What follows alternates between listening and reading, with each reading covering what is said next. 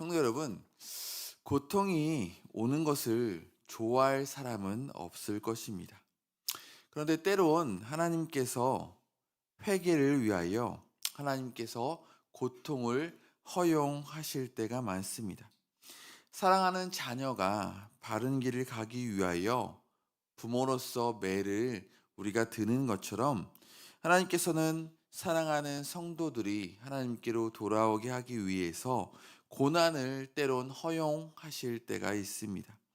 물론 모든 고통이 죄 때문에 오는 것은 아니지만 고통의 순간을 죄를 회개하는 기회로 삼는 사람은 누구보다 복된 사람이라고 할 수 있습니다. 오늘 말씀에 나오는 다윗도 고난의 길을 걸었던 사람입니다. 고통 가운데 그는 탄식하며 오늘 본문에 회개하는 마음으로 하나님께 돌아가는 마음으로 하나님께 나아가고 있습니다. 1절입니다. 여호와여 주의 분노로 나를 책망하지 마시고며 주의 진노로 나를 징계하지 마옵소서. 성도 여러분, 회개란 잠깐의 뉘우침으로 눈물을 흘리는 것이 아닙니다. 영국에서 요한 웨슬레가 어떤 지역에서 부흥회를 하면 그 지역의 술집들이 처음에는 크게 환영하였다고 합니다. 지역에 사는 사람들이 은혜를 받아 외상 술값을 갚았기 때문입니다. 그런데 얼마 후에는 술집들이 전부 문을 닫았다고 합니다. 변화된 지역에 사는 사람들이 더 이상 어디를 찾지 않았을까요? 술집을 찾지 않았기 때문입니다. 이처럼 참된 회개란 변화된 마음, 변화된 삶으로 이어지는 것이라 할 수 있습니다. 하나님께서는 돌아오기를 원하고 계시고 돌아온 후에는 하나님의 자녀답게 살아가기를 원하고 계십니다. 계속해서 다윗은 2절부터 3절을 통하여 자신의 연약함을 하나님께 아뢰고 있습니다. 먼저 2절에서 다윗은 절망적인 자신의 육신의 상태를 고백하며 나아갑니다. 여호와여 내가 수척하여 싸우니 내게 은혜를 베푸소서. 여호와여 나의 뼈가 떨리오니 나를 고치소서. 여기서 먼저 그는 건강을 잃어버렸습니다. 무슨 사정 때문인지 어떤 병인지 정확하게 언급하지 않아 알 수 없지만 다윗은 지금 상상할 수 없을 정도로 공경으로 인하여 지금 육체가 매우 쇠하여졌습니다. 먼저 그는 육신에 대하여 수척해졌다고 말씀하고 있습니다. 수와 척자 두 글자 모두 여위다 혹은 마르다라는 의미를 갖습니다. 특별히 척은 병상에 들어놓은 모양을 보여주는 병질 엄과 등마루 척자가 합쳐서 뼈와 관련된 어떤 고통으로 인하여 병상에 누워있는 이미지를 보여줍니다. 다시 말해 다윗은 뼛속의 진해까지도 모두 말라가는 너무나 힘들고 고통스럽고 어려운 병에 걸렸습니다.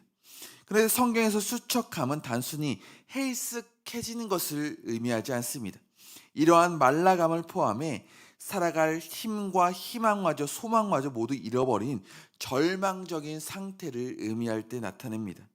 그런데 기존의 수척해짐과 함께 뼈가 떨린다고 말하고 있습니다. 뼈가 떨릴 정도의 고통이 얼마인지는 감히 상상조차 되지 않습니다. 아마도 우리가 경험해 본 적이 없는 거의 죽을 정도의 고통이었음을 유추해 볼 수 있습니다. 그런데 다윗의 연약함, 고통은 육신의 고통만이 아니었습니다. 3절입니다. 나의 영혼도 매우 떨리나이다. 여호와여 어느 때까지니까. 뼈를 넘어 지금 다윗은 영혼의 괴로움까지 그에게 닥쳤습니다. 육신의 고통이 이제는 마음과 영혼까지 무너져 내리게 하고 있습니다. 육신의 고통도 견디기가 힘든데 육신을 뛰어넘어 영혼까지 고통 가운데 있으니 그가 얼마나 힘들고 고통스러울까요? 더 나아가 하나님과의 관계마저 단절될까 너무나 두려움에 떨었습니다. 죄와 병은 깊은 관련이 있습니다. 지금 시인이 어떤 죄 때문인지 육신과 마음이 무너져 내렸는지는 알 수 없지만 확실한 사실은 다윗이 죄를 지었다는 사실입니다. 고통스러운 상황에서 마음의 병이 들면 육신의 병도 들게 마련입니다. 그 병을 회복될 수 있는 방법은 바로 하나님의 은혜를 입는 방법입니다. 여호와께 기도하면서 여호와여 나의 은혜를 베푸소서. 저희에게 은혜를 베풀어 달라고. 저가 우리들이 죄를 지었으니 하나님 은혜를 베풀어 주시고 그 죄악에서 제가 돌이키겠사오니 하나님 저에게 은혜를 베푸셔서 하루속히 그 모든 질병과 영혼까지도 치료해 달라고 지금 그는 하나님께 은혜를 구하며 나아가고 있습니다. 4절에 여호와여 돌아와 나의 영혼을 건지시며 주의 사랑으로 나를 구원해 달라고 고백하며 나아갑니다.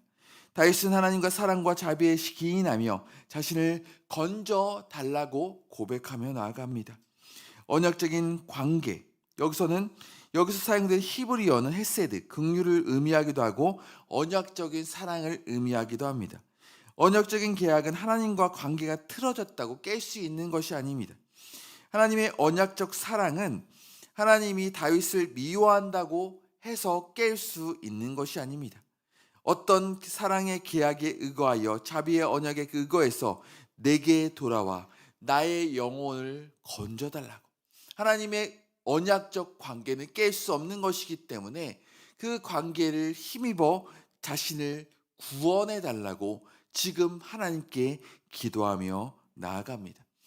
계속해서 다윗은 자신이 죽으면 죽은 후에는 주를 기억하지 못하고 수월에서 죽기 감사할 수 없기 때문에 지금 구원해 달라고 5절에 구체적으로 나아갑니다.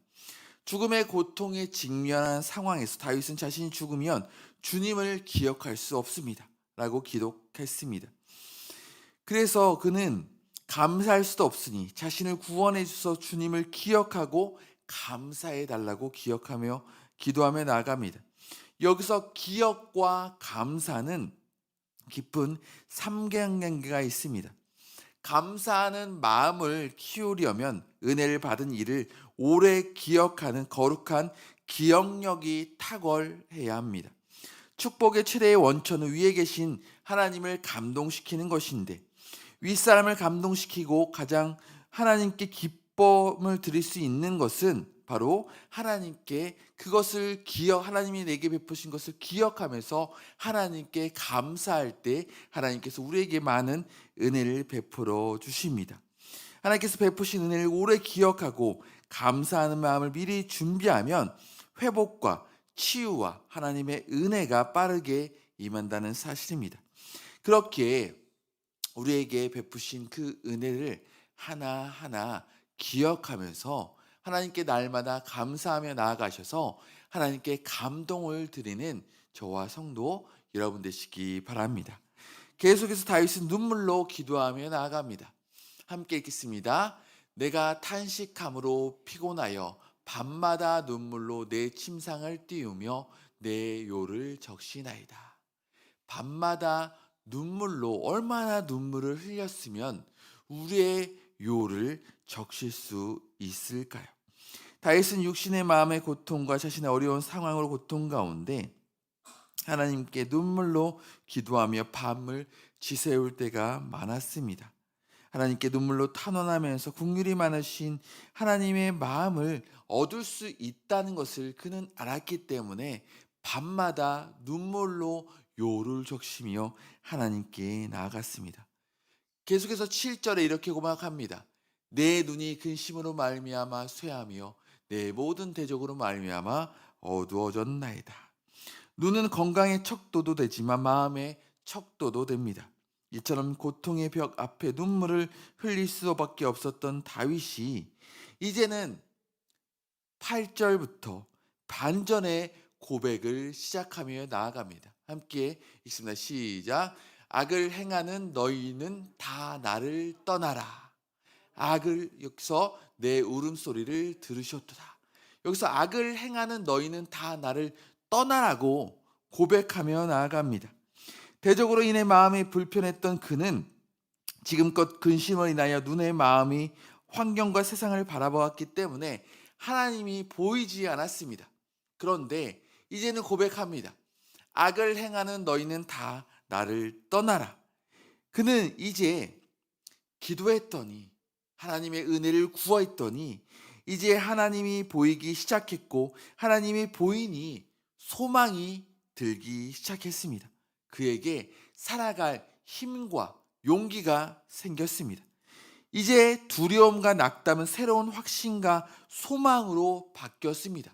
그래서 그는 이처럼 여호와께서 내 울음소리를 들으셨도다. 여호와께서 내 간구를 들으셨으며 여호와께서 내 기도를 받으시리로다라고 고백할 수 있었던 것입니다. 하나님께서 내 기도를 들으셨기 때문에 나의 대적은 떠날 수밖에 없다. 여호와께서 내 간구를 들으셨고 여호와께서 내 기도를 받으셨기 때문에 마침내 하나님께서 은혜를 베푸실 것이라는 확신이 지금껏 다윗을 눌러버렸지만 하나님이 은혜를 내게 베풀어 주신다는 사실을 기억하자 이제는 마음에 평안이 생겼습니다. 그래서 대적을 향하여 강력하게 외칠 수 있었습니다. 너희 내 대적들은 나에게서 떠날지어다. 아멘. 하나님께서 내 기도를 들으시고 받으신다는 생각이 마음에 평안을 가져다 주었습니다. 그래서 슬픔과 절망과 눈물이 기쁨의 눈물로 바뀌었습니다. 고통의 눈물이 평안과 감사의 눈물로 바뀌었습니다. 이런 확신을 들자 다윗은 과감하게 말할 수 있습니다. 이제 있었습니다. 이제 지금까지 자기를 괴롭혔던 대적들은 더 이상 다윗의 위협을 할 수 없습니다. 10절입니다. 함께 읽습니다. 내 모든 원수들이 부끄러움을 당하고 심히 떨미며 갑자기 부끄러워 물러가리로다. 이제는 모든 원수들이 하나님의 때가 되자 부끄러움을 당할 것이고 그들이 오히려 부끄러워 도망칠 수밖에 없습니다. 내 기도를 들으신 하나님께서 하나님의 때가 될 때의 모든 대적들을 하나님께서 물리쳐 주실 것입니다. 결론적으로 다윗은 무엇 때문인지 정확하게 알 수 없지만 다윗은 자신의 죄로 인하여 지금 주의 분노와 진노를 샀습니다.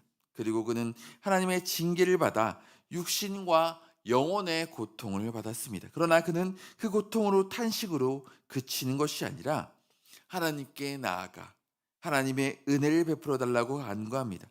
하나님의 긍휼하심 그리고 언약적 사랑에 기인하여 하나님이 나를 버리실 수 없다. 하나님과 나는 관계가 단절되지 않는다라는 사실을 기억하며 하나님께 밤마다 눈물로 기도하며 나아갔습니다. 침상을 적시며 나아갔고 그러자 그는 자신의 기도를 하나님께서 들어주신다는 확신이 생겼습니다. 마침내 그는 상황은 바뀌지 않았지만 승리의 고백을 하며 하나님께 나아갔습니다. 오늘날 살아가는 우리도 이러한 믿음이 있어야 합니다.